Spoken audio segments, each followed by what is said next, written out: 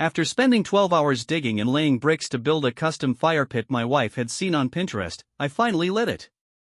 My hands were blistered, and my knees ached from kneeling on stone. She came outside, took one look, then said, "That's not the shade I wanted. It clashes with the cushions." She didn't even sit. Just turned and went back inside.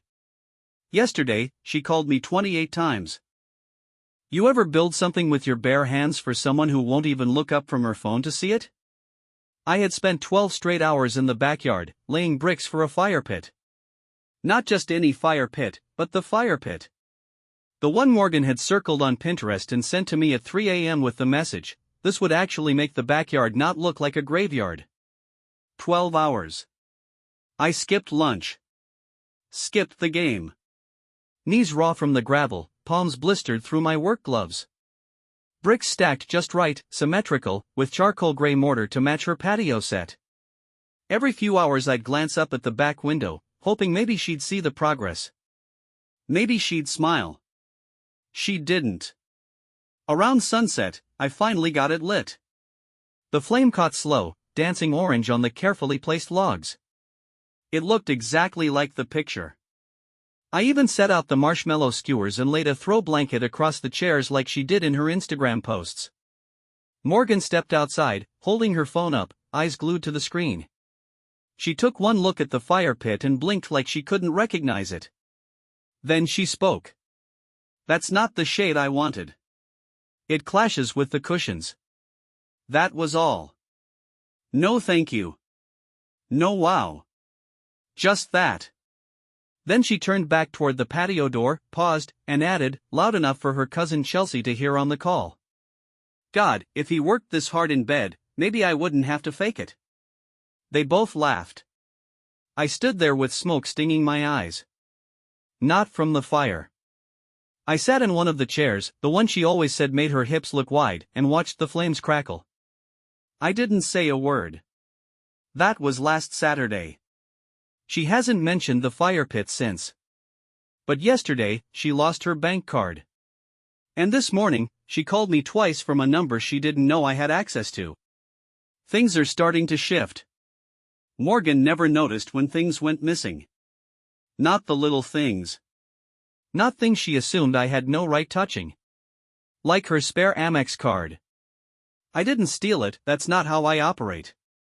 But I did what any quiet man with a long memory and a strong sense of irony would do, I canceled it. Called the bank. Reported it lost. Requested it reissued. Address updated. She lost her mind when she got declined at a boutique downtown. She stormed in that afternoon, red in the face, waving the useless card like it was a bloody flag. "Did you touch my account?" she demanded. I looked up from the couch, calmly, a dog-eared copy of Walden open in my lap. "I didn't think you wanted me touching anything you paid for," I said. Her mouth opened, closed. She blinked, then turned and left without another word. That was the thing about Morgan, she always wanted the last word, but hated when it was used against her. That night, she posted a selfie with the caption, "Some people only feel powerful when they make others small." It got 200 likes.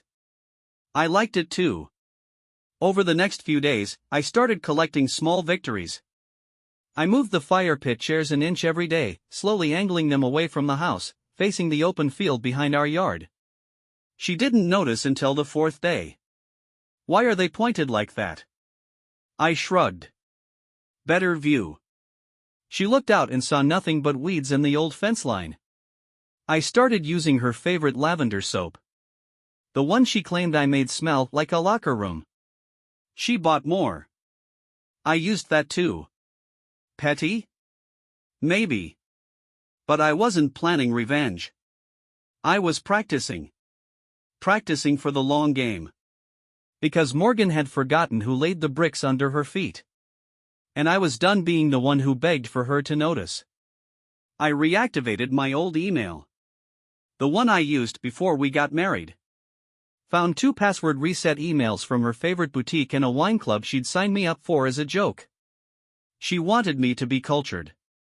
So I started ordering vintage reds again. Not for her. I used the wine to make friends. Quietly. With the neighbor 2 doors down, the one with the golden retriever and the laugh that echoed across the cul-de-sac. Madison. She worked nights as a nurse and always came home tired. One evening I offered her a glass over the fence. No strings, just Merlot, I said. She smiled, hesitant, but took it. That was the first real smile I'd seen in months. Morgan didn't ask about the missing bottle. She never tracked the details. But I did. 3 days after the fire pit fiasco, I woke up to the sound of Morgan on the phone. Her voice was tight, like she was trying not to scream. I stayed in bed, eyes closed, letting her words drift through the open bedroom door. No, I don't know who canceled the order. It was supposed to be here by Friday. I have a photo shoot. She was pacing. I could hear her heels clicking against the tile like gunshots. I already knew what she was yelling about, those imported concrete planters she just had to have for the backyard. $480 a piece, not including shipping. I'd canceled them last night while she was in the bath, humming to herself, oblivious. She hung up, stomped into the room, saw me just waking up, and snarled, "Did you mess with the patio order?" I blinked at her. "What's a patio order?" She didn't answer. Just stood there staring at me with narrowed eyes like she knew, but couldn't prove it. Good. Later that day, I walked Banjo, Madison's retriever. She was working a double at the hospital and had asked if I could help out. Morgan watched from the upstairs window, coffee in hand. I waved. She didn't wave back. I wasn't doing anything wrong. Not technically. But I saw the way Madison smiled when I handed her the leash back. Not flirtatious. Grateful. Like someone actually saw her. Like she hadn't been invisible for years. That look used to be mine, from Morgan. A long time ago. That night, I lit the fire pit again. Sat by myself with a hoodie and a glass of bourbon. I let the smoke curl around me, watched the sparks pop into the air like secrets. I'd moved the chairs again, now fully turned away from the house. Morgan came out eventually, arms crossed over her silk robe. "You look ridiculous," she said. I didn't respond. "I mean, what is this? Your sad little man cave under the stars?" Still said nothing. She sighed, exasperated. "God, you've been so weird lately." I looked up at her finally, dead in the eyes, and asked, "What shade were you hoping for again?" She blinked. "What?" "The bricks. You said they clashed with the cushions. Just curious what color disappointment comes in."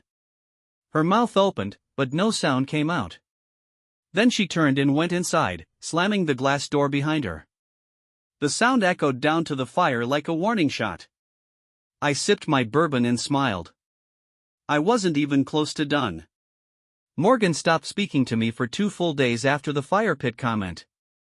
Silent treatment, her signature move. She used it like a scalpel.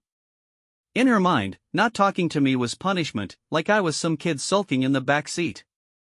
What she never realized was silence was my favorite part of her. On the 3rd morning, she forgot to make enough coffee. I didn't say anything. Just drove to the gas station, filled a cup with burnt house blend, and sat in the car for 20 extra minutes, watching the sunrise paint the windshield. When I came home, she was on her laptop. "Did you call the HVAC guy?" she asked, eyes still glued to the screen. "No," I said. "You said I couldn't touch anything you pay for. That includes the thermostat, right?" She didn't answer. Just kept typing.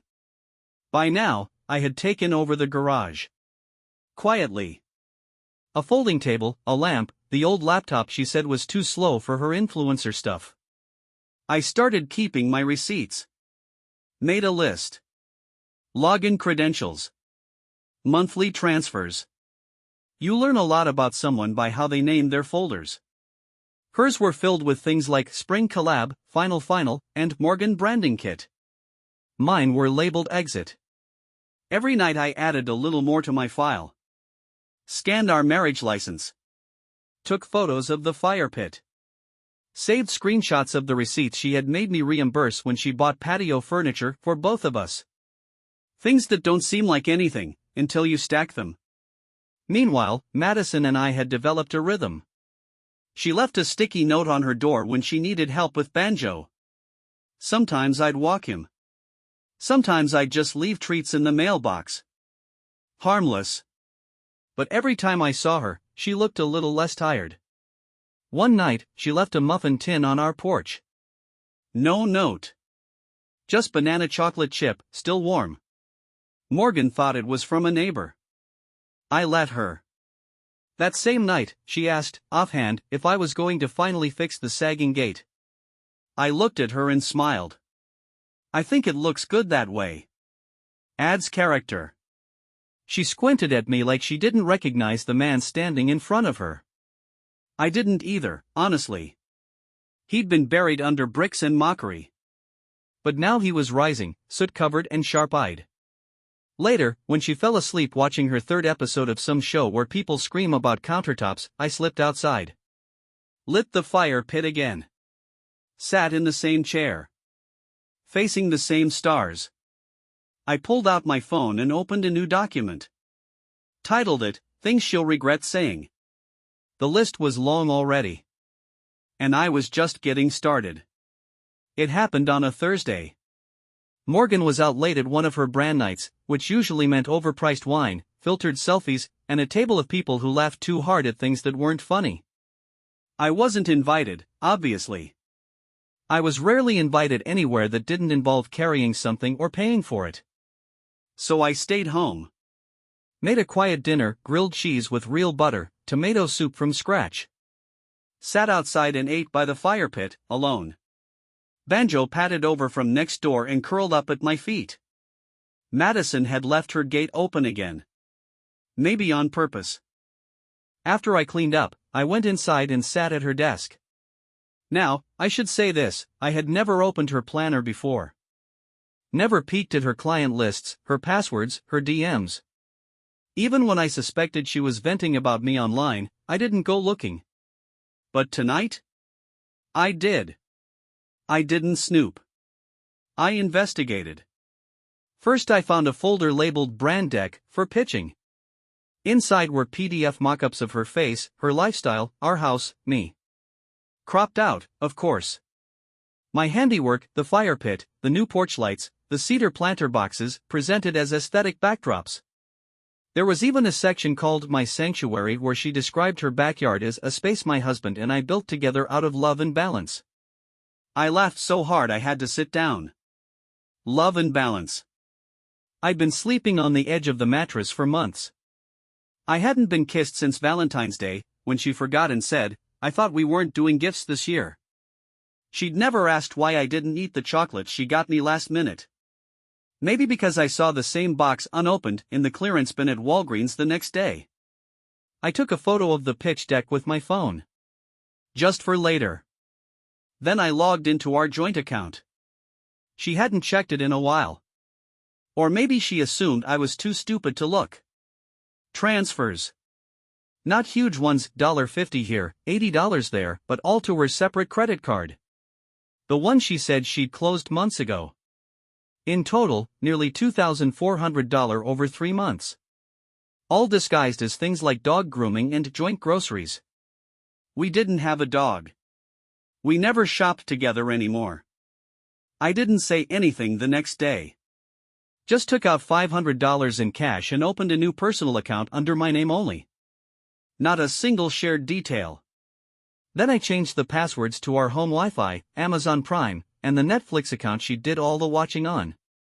She noticed by dinner. Why is everything logged out? She asked, scrolling her phone like it had betrayed her. I took a bite of pasta. Must be a reset. She stared at me. Well, fix it. I met her eyes, slow and even. Maybe later. The air between us was getting colder. Which was fine. Because I had the fire. And I knew how to make it burn. Morgan started to panic around week 4. Not openly, not the kind of panic where someone screams or cries or throws things. No, her style was quieter. Sharper. She started asking strange questions over dinner. Little jabs that felt like they were dressed in curiosity but came with fangs underneath. Have you been talking to anyone about us? I shrugged. Only my reflection. She didn't laugh. Just stared, then reached for her wine. That same night, she installed new locks on her office door. As if I hadn't already duplicated the key months ago and knew her passwords by heart. As if control could be re-established with a deadbolt and a click. She was losing grip. You could see it in her posture, straighter than usual, forced. You could hear it in how she started re-recording her voiceovers for content multiple times, her tone wavering like she didn't believe the words anymore. This scent brings calm and clarity into our home. Bullshit. She hadn't lit a candle in weeks. Too distracted trying to decode my silences. Too rattled by how easily I let her win every argument by simply not reacting. Morgan thrived on opposition. She didn't know what to do with surrender. That weekend, I told her I was going camping. She blinked. Since when do you camp? Since now. I didn't ask permission. Didn't give details. Just packed a duffel with my essentials, left a post-it on the fridge that said, "Don't wait up," and left early Saturday morning. I didn't go far. Just an Airbnb cabin 2 towns over. Madison recommended it, said it had a fireplace and a trail that led to a quiet creek. Banjo stayed with her. I knew because she sent me a picture of him curled up in the laundry basket like he owned the place. I spent that weekend doing nothing but reading, hiking, writing. I didn't think about Morgan once. Not in a guilty way. In a clean way. Like stepping outside a burning house and realizing you no longer smell like smoke. When I got back, the energy was different. Morgan didn't ask how it went. She just asked, "Did you think about us?" I looked her dead in the eye and said, "Not once." She froze. For the first time in a long time, she didn't have a comeback. She just stood there, holding her phone, looking like someone who'd been hit and hadn't realized it yet. Later that night, she tried to initiate sex. It was clumsy, robotic, hands cold, breath uneven. I kissed her forehead and pulled the covers over her shoulders like she was an old friend who'd stayed too long. I slept on the couch. On purpose. And in the morning, I woke up before sunrise, lit the fire pit, and started making a list titled "Things That Will Be Mine." Her name wasn't on it. But everything else? That was still up for grabs. Morgan woke up late on a Tuesday and found the house too quiet. No coffee brewed. No fire pit crackling. No clink of my keys in the bowl by the door. Just stillness. She wandered through the rooms like a woman sensing a shift in the weather. She must have noticed the missing boots by the back door. The half-empty closet. The garage shelves looking oddly vacant. It wasn't sudden. I'd been packing little by little for weeks. One book at a time. One shirt in the wash that never came back. Even the wrench set she never knew I had was gone, tucked into the trunk of my truck 2 nights prior. When she found my note, she read it 3 times. It wasn't long. "Morgan. This isn't revenge. It's release. You built an image. I built everything else. Keep the bricks. I'm taking the fire. J." That was it. No explanation. No drama. Just closure in 8 lines. I didn't leave her stranded. The house was still hers, technically.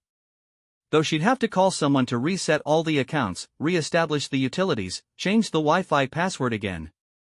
I'd already withdrawn the funds from our joint account, split 50/50ths. Fair and square. I moved into a quiet rental on the other side of town. Madison helped. She brought Banjo and 2 bottles of wine. We didn't talk much that first night. Just sat on the small porch with the dog between us, sharing silence like old friends do. A week later, Morgan posted a photo of the fire pit. It was taken from the far corner of the yard, dusk creeping into the frame.